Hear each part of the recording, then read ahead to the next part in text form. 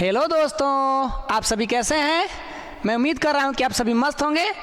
तो दोस्तों, आज की इस वीडियो में हम लोग पढ़ने वाले हैं WBC के बारे में, जो कि हमारा ये रक्त का एक क्या है भाग है। और रक्त के कौन से भाग है भाई, तो ठोस भाग में से ये आता है। इससे पीछे वाला हम लोग पढ़ चुके हैं RBC के बारे में। अगर आप RBC के बारे में नहीं देखें वीडियो तो आपको डिस्क्रिप्शन में लिंक मिल जाएगा, आप वहां से देख लेंगे तो काफ़ी अच्छा रहेगा। तो चलिए शुरू करते हैं आज का ये वीडियो, जो कि हमारा नाम क्या है, WBC।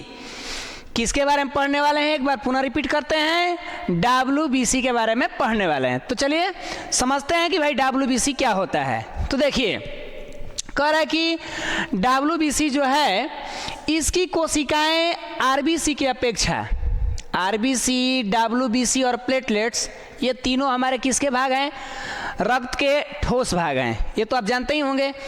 उसमें से हम लोग WBC जो पढ़ने वाले हैं, इसमें क्या कह रहा है कि इसकी कोशिकाएं RBC के अपेक्षा बड़े आकार की होती हैं।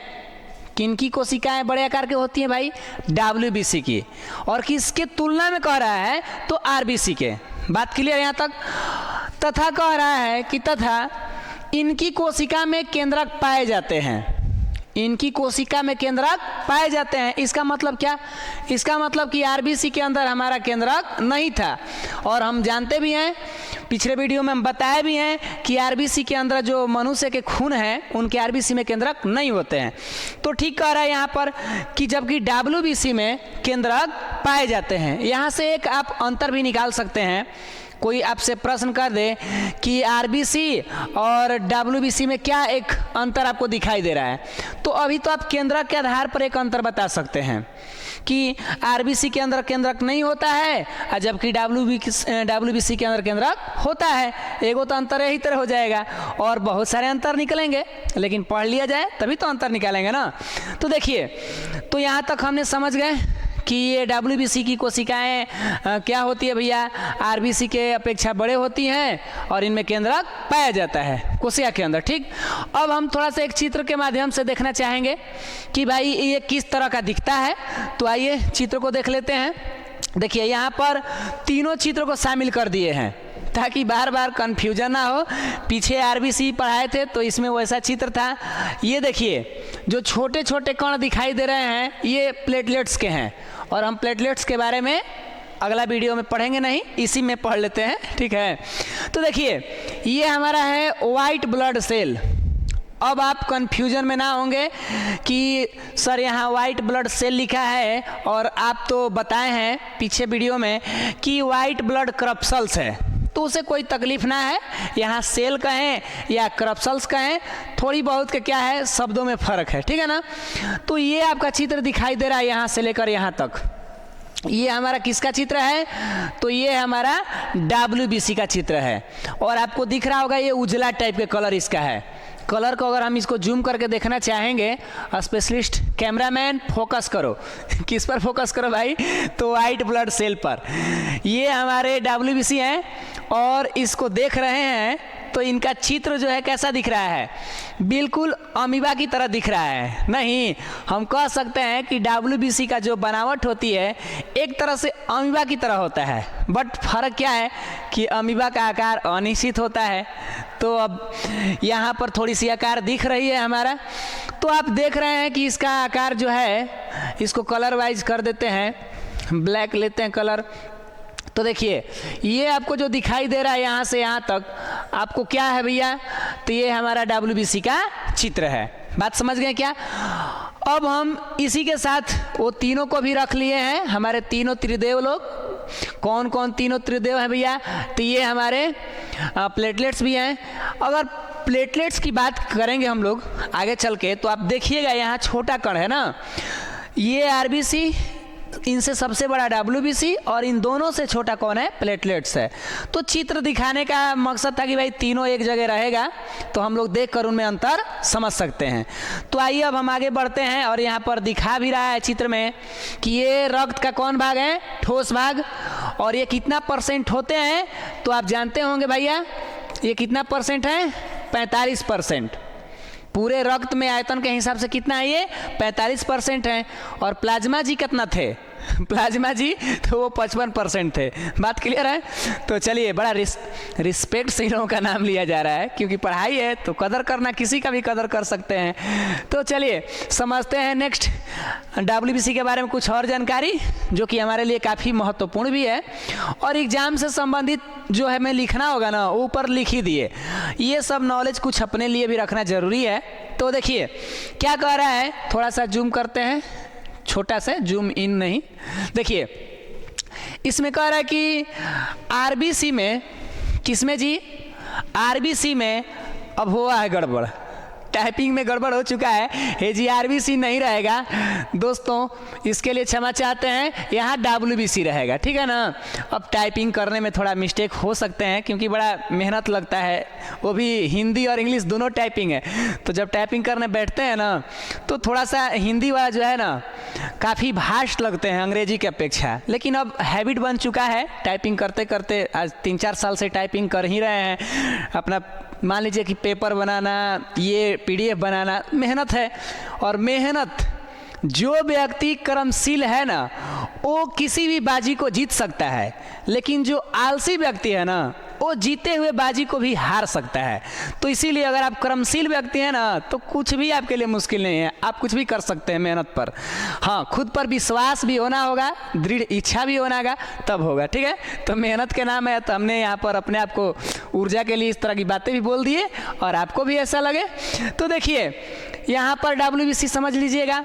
तो WBC में हीमोग्लोबिन नामक प्रोटीन नहीं पाया जाता। WBC में हीमोग्लोबिन नामक प्रोटीन नहीं पाया जाता। और जब हीमोग्लोबिन नामक प्रोटीन नहीं पाया जाएगा, तो आप जान गए कि इसका रंग लाल नहीं होगा। तो जब नहीं होगा तो इसका रंग श्वेत होता है। श्वेत माने उजला होता है। WBC का रंग उजला क्यों होता है? तो उसमें हीमोग्लोबिन प्रोटीन नहीं पाई जाती, और जब नहीं पाया जाएगा तो नो रेड कलर। कहाँ से रेड कलर होगा भैया? हीमोग्लोबिन के चलते ही तो लाल होता है खून, और जब WBC में वो है ही नहीं, तो क्यों ये लाल होंगे? मार झगड़ा करना इससे। चलिए ठीक है, तो हम समझ गए यहाँ से इस बात की जानकारी। अब आगे पॉइंट्स टू रिमेंबर, कुछ पॉइंट्स जो हैं अपने याद रखने के योग्य हैं। तो क्या है पॉइंट? देखिए पहला पॉइंट कह रहा है कि WBC का जीवन काल 13 से 20 दिन का होता है। WBC का जीवन काल कितना होता है? 13 से 20 दिन। तो आपको पीछे बताया है RBC का जो जीवन काल है वो 20 से लगभग 120 दिन के बीच होता है। जानते हैं क्या? पिछला वीडियो जरूर देखिएगा, ताकि वहाँ से अच्छा रहे कि RBC की जानकारी हो जाए। बार बार इस बात को हम हिंट दे रहे हैं, ठीक है ना। तो WBC का जीवन काल अगर हमसे पूछा जाए कितने के बीच होता है भाई, तो 13 से 20 दिन का इसका जीवन काल होता है। क्लियर? तो अब हम चलते हैं अगला पॉइंट देखने कि क्या कह रहा है। अगला कह रहा है कि भाई काम तो बहुत महत्वपूर्ण है। आजकल अगर आप काम नहीं जाने तो फिर नाम क्या? क्योंकि आप जानते भी हैं, नाम पर आ गया वर्ड, शब्द नाम पे आ गए, तो ऐसे हम कह भी सकते हैं कि आपकी कर्म ही आपकी पहचान है। आपकी कर्म ही आपकी पहचान है, वरना एक नाम के तो इस संसार में हजारों इंसान हैं, है कि नहीं? आप कहेंगे वाह वाह सर वाह वाह, तो आपके मेहनत के लिए बोल रहे हैं। हमारे लिए वाह वाह बाद में, पहले अपने लिए वाह वाह, ठीक है। खुद का रिस्पेक्ट तब दूसरे का रिस्पेक्ट। क्या हो रहा है भैया? तो इसका मुख्य कार्य क्या है? शरीर को रोगों से, संक्रमण से बचाना। शरीर के अंदर जो बाहरी अटैक होते हैं ना, रोगाणु माने सूक्ष्म जीव, बैक्टीरिया, वायरस, ये लोग आते हैं हमारे शरीर में, तो पहले हाल चाल पूछते हैं, शरीर से पूछते हैं, तब आ जाए आपके अंदर, तो ठीक ठाक है ना। अब शरीर के अंदर इम्यूनिटी पावर ताकतवर रहेगा ना, तो लोग को मार के भगा देगा। लेकिन अगर नहीं रहेगा तो आके लोग अब हमको परेशान करेंगे। तो कह रहा है ना कि अगर हमारे अंदर ये WBC रहता है शरीर में, तो ये करता क्या है कि ये रोगों से के संक्रमण से बचाता है। माने रोग से जल्दी हम संक्रमित नहीं हो पाएंगे, लेकिन फिर भी भैया हो जाते हैं। इसका मतलब कि कुछ ऐसे ताकतवर रोगाणु हैं, सूक्ष्मजीव हैं, कि RBC को, WBC को भी कहते हैं टाटा बाय बाय, आ रहे हैं हम, मार झगड़ा करने आ रहे हैं। तो बस ये जानिए कि इसका मुख्य कार्य क्या है, किसका? WBC का। तो ये करता क्या है? शरीर को रोगों से, संक्रमण से बचाता है। ये एगो इसका काम जान लीजिए, ठीक। तो जरा हमको बताएं महान इंसान कि RBC का काम क्या है, बताइए। तो RBC का काम बता सकते हैं? अब सोच रहे हो कि सर क्या होता है। आपके अंदर इतना ज़बरदस्त गुण है ना, आप लोग के अंदर भूलने का एक गुण बहुत मस्त गुण है। अगर हमसे आगे कोई पूछे कि बताइए तो विद्यार्थियों का गुण क्या है एगो आपके नज़र में पढ़ाई से लेकर, हम एगो तो पहला गुण है भूलने का। वो लोग बड़ी जल्दी भुलाते हैं, लेकिन फिर मेहनत करते हैं तो याद भी आ जाते हैं। तो चलिए, तो आरबीसी का काम क्या होता है? O2 तथा CO2 जैसे गैसों का क्या करना? परिवहन करना हमारे शरीर के अंदर, ठीक है ना। तो चलिए अब समझ गए। आइए, ये हमारे आरबीसी WBC ये सब खत्म हो चुके हैं। अब रक्त के तीसरा भाग शुरू होंगे, रक्त पटिकाणु। तो क्या दोस्तों WBC आप समझ पाए हैं? हम उम्मीद कर रहे हैं कि आप समझे होंगे भाई, क्योंकि बड़ी मेहनत लगती है समझाने में भी, और आप भी बड़ी ध्यानपूर्वक समझ रहे हैं। तो देख लीजिए, अगर इसको पुनः शॉर्ट रिवाइज करना होगा तो कर लिया जाए कि इसकी कोशिकाएं आरबीसी की अपेक्षा बड़ी होती हैं और इनके कोशिका के अंदर केंद्रक पाए जाते हैं। उसके बाद ये चित्र था, चित्र से कोई अभी मतलब नहीं है। हाँ, WBC में हीमोग्लोबिन नहीं पाया जाता है, इसीलिए इसका रंग उजला होता है। बात क्लियर? आगे कह रहा है कि जो WBC का जीवन काल होता है वो 13 से 120 दिन का होता है। और लास्ट कह रहा है कि WBC का काम है शरीर को रोगों के संक्रमण से बचाना। तो हम उम्मीद कर रहे हैं कि आपको ये समझ में आ चुका होगा। तो क्या शुरू करें प्लेटलेट्स को शुरू किया जाए महान? तो आइए शुरू करते हैं। हमारा जो टॉपिक नेक्स्ट है इसका नाम है रक्त पटिकाणु। तो रक्त पटिकाणु क्या है भाई? आइए इसको समझ लिया जाए कि रक्त पटिकाणु कहें या इसे ब्लड प्लेटलेट्स भी कहते हैं, या इसे थ्रोम्बोसाइटस, रक्त बिम्बाणु, कई गो इसके नाम है भैया। उसमें से हमारा पसंदीदा नाम आया रक्त पटिकाणु। कोई एक नाम चूज कर लीजिए, ठीक है। तो शुरू करते हैं, रक्त पटिकाणु क्या है? तो कह रहा है कि इसकी कोशिकाएं आरबीसी तथा WBC के कोशिकाओं से छोटी होती हैं। किनकी कोशिकाएं भैया छोटी होती हैं? तो प्लेटलेट्स की जो कोशिकाएं होती हैं वो आरबीसी और WBC से छोटी होती हैं। इस बात को आप चित्र में देख सकते हैं कि क्या छोटी होती है। तो देखिए, आपको यहाँ पर पुनः हम चित्र के द्वारा समझाना चाहेंगे कि ये जो हमारा है ये छोटी छोटी कोशिकाएं दिख रही है, तो क्या है? प्लेटलेट्स का है। और ये हमारा बड़ा है WBC का, और ये है आरबीसी का। तो सबसे छोटा आपको कौन दिखाई दे रहा है? तो बिल्कुल कहेंगे सर ये प्लेटलेट्स का छोटा है।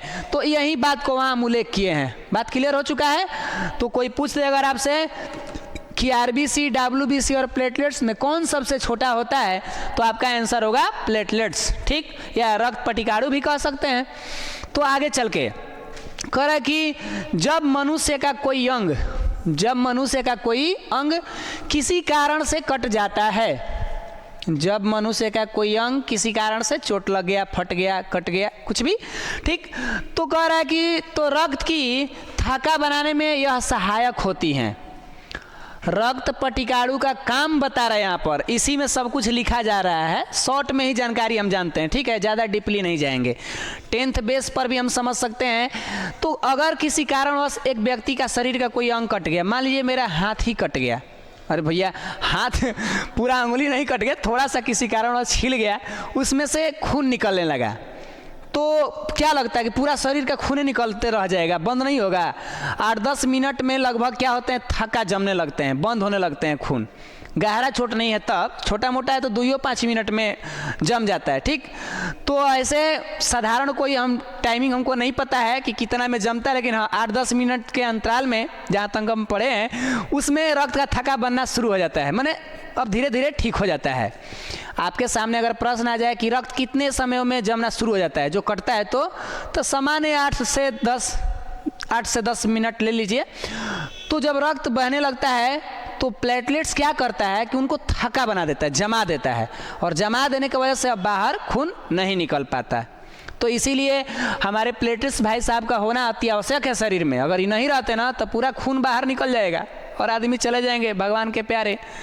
आप तो जानते हैं भगवान हमारे लिए सब प्यारे ही होते हैं, माने हम लोग भगवान के लिए प्यारे होते हैं, कुछ भी करे, मार झगड़ा कुछ भी करे, लेकिन प्यारे हैं। कितना हृदय वाले हैं ईश्वर हम लोग का, नहीं? तो चलिए, प्राकृतिक शक्तियां हैं भैया, जो भी आप समझे, जो भी हम समझे।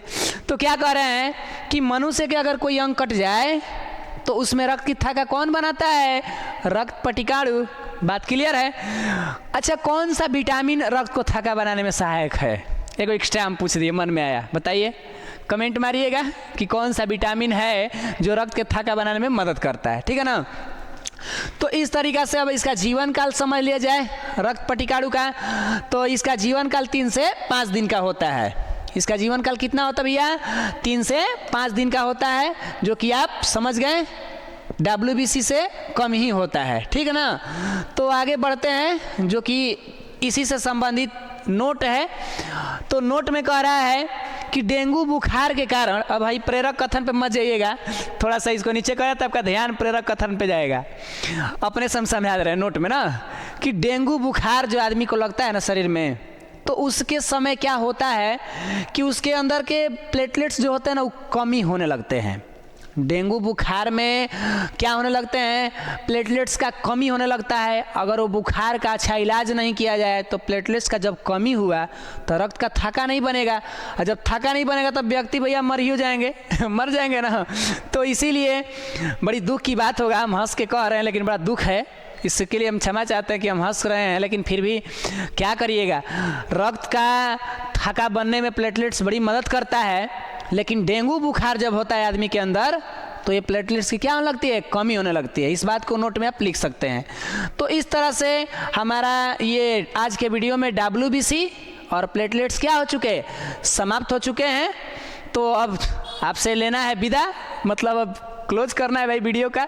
लेकिन हाँ, एक प्रेरक कथन सुन लीजिए ताकि अपने आप को प्रेरित रखें, हम भी रखें, और तब हम लोग विदा लेते हैं, ठीक है। तो आइए शुरू करते हैं आज का प्रेरक कथन, जो कि काफ़ी अपने आप में बेस्ट ही है। तो शुरू किया जाए। आज के प्रेरक कथन क्या है? इस कथन के पीछे जो संदेश छुपे हैं उसे पहले बताते हैं कि ये जो प्रेरक कथन है कह क्या रहा है कि अगर हम अपने पढ़ाई लेवल में लगे रहते हैं, कोई भी स्टूडेंट है या कोई भी व्यक्ति काम करने वाला है, वो काम करता है लेकिन धीरे धीरे कभी कभी ऐसे दिन आ जाते हैं कि थोड़ा उदासी हो जाता है मन, लगता है कि हम सफल होंगे कि नहीं होंगे, या कहीं टेस्ट भी अगर कोई विद्यार्थी देता है और उसका नंबर भी थोड़े कम आ जाते हैं किसी दूसरे के तुलना में, तो मायूस हो जाता है, उदास हो जाता है, उसे लगता है कि अब हम कुछ नहीं कर पाएंगे या हमसे सामने वाला ज़्यादा तेज है। ये सब भावना हमारे मन में कमज़ोर बनाने वाली हैं। कोई जन्म से महान नहीं होता, वो अपने कर्म से महान होता है। तो इसीलिए हमें अपनी भावनाओं पर थोड़ी बहुत तो सचेत होनी चाहिए ना, कि हम कुछ भी कर सकते हैं अगर मेहनत करेंगे तो देखिए क्या कह रहा है उन तरह के लोगों के लिए जो मायूस हैं। उसमें क्या है, कह रहा है कि होकर मायूस यूं न अपना इरादा बदल, होकर मायूस यूं न अपना इरादा बदल, जितनी है जंग तुम्हें, उठ खड़े हो अपनी तकदीर बदल। बातों को समझ पा रहे हैं क्या? जो व्यक्ति मायूस हो चुका है उससे हम इस कथन के द्वारा क्या कहना चाह रहे हैं कि होकर मायूस यूं न अपना इरादा बदल।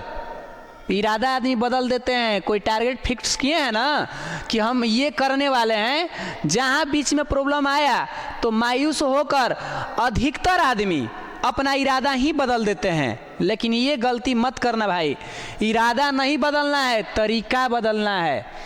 तो क्या कह रहा है कि होकर मायूस यूं न अपना इरादा बदल, जितनी है जंग तुम्हें, उठ खड़े हो अपनी तकदीर बदल। तो ये हमारा आज का प्रेरक कथन था, जो कि हम उम्मीद करते हैं कि आपको काफ़ी ये बातें समझ में आ रही होगी कि हमें अपने जीवन में मायूस होकर इरादा नहीं बदलना है, अपनी तरीका बदलना है, और लक्ष्य को पाएंगे ही पाएंगे, क्योंकि जब तक तोड़ेंगे नहीं तब तक छोड़ेंगे नहीं। तो बस आज के लिए इस वीडियो में इतना ही। आपसे मिलते हैं अगले वीडियो में, तब तक के लिए आप मस्त रहिए, स्वस्थ रहिए। जय हिंद, जय भारत।